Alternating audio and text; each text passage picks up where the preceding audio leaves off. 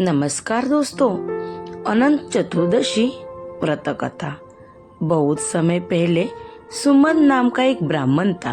वो बहुत ही नेक और तपस्वी भी था। उसने दीक्षा नाम की औरत से विवाह किया था और दोनों को सुशीला नाम की एक पुत्री भी थी। उनकी पुत्री सुशीला बहुत ही रूपवान थी, जो अपने पिता की ही तरह धार्मिक भी थी। लेकिन सुशीला जब थोड़ी बड़ी हुई तो उसकी माँ दीक्षा परलोक सिधर गई। पत्नी दीक्षा की मृत्यु होने के कुछ समय बाद उस ब्राह्मण ने कर्कशा नाम की एक महिला से विवाह कर लिया। इसके कुछ समय बाद जब पुत्री सुशीला विवाह योग्य हुई तो उसका विवाह कौंडिन्य ऋषि के साथ कर दिया। विवाह में विदाई के समय जब ब्राह्मण ने अपनी दूसरी पत्नी कर्कशा से बेटी और दामाद को कुछ देने के लिए कहा तो वह नाराज हो गई। कर्कशा ने गुस्से में दामाद को ईंट और पत्थर देकर विदा कर दिया। कर्कशा के इस व्यवहार से कौंडिन्य ऋषि काफी दुखी हुए। वे अपनी पत्नी सुशीला के साथ आश्रम जाने लगे, लेकिन आश्रम के रास्ते में ही रात हो गई। रात होने के कारण दोनों एक नदी के किनारे रुक गए। इसी दौरान सुशीला ने देखा कि नदी के किनारे कुछ स्त्रियां सुंदर कपड़ों में सजी हुई है। वे किसी देवता की पूजा भी कर रही थी। सुशीला उन स्त्रियों के पास गई तो उन्होंने बताया कि वे अनंत व्रत की पूजा कर रही है और उन्होंने उस पूजा की महत्व का बारे में भी बताया। उन स्त्रियों की बात सुनकर सुशीला ने भी उसी समय उस व्रत को करने का मन बनाया और 14 गांठों वाला डोर भी हाथ में बांधकर वापस ऋषि कौंडिन्य के पास चली आई। जब ऋषि कौंडिन्य ने सुशीला से उस डोर के बारे में पूछा तो सुशीला ने उन्हें सारी बात बता दी।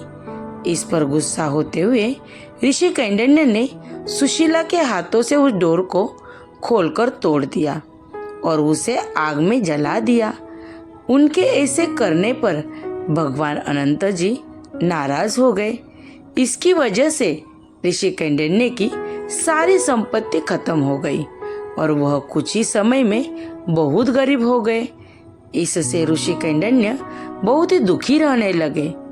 एक दिन उन्होंने इसी अपनी गरीबी के बारे में अपनी पत्नी सुशीला से पूछा तो सुशीला ने बताया कि यह भगवान अनंत का अपमान करने के कारण ही हो रहा है। उन्होंने वह डोर अभी नहीं जलाना चाहिए था। पत्नी सुशीला की बात सुनकर ऋषि कौंडिन्य को अपनी गलती का एहसास हो गया। इसके पश्चाताप करने के लिए वह तुरंत उसी जंगल में गए और अनंत डोर की खोज करने लगे। कई दिनों तक वह जंगल में भटके, लेकिन उन्हें अनंत डोरा नहीं मिला। एक दिन जंगल में वो बेहोश होकर गिर गए। तभी उसके सामने भगवान अनंत प्रकट हुए। उन्होंने ऋषि कौंडिन्य से कहा कि हे कौंडिन्य, तुमने अनजाने में सही लेकिन मेरा अपमान किया था। उसी की वजह से तुम्हें ये सारे दुख झेलने पड़े हैं। अब तुमने अपनी गलती का पश्चाताप कर लिया है, इसलिए मैं तुमसे बहुत प्रसन्न हूँ।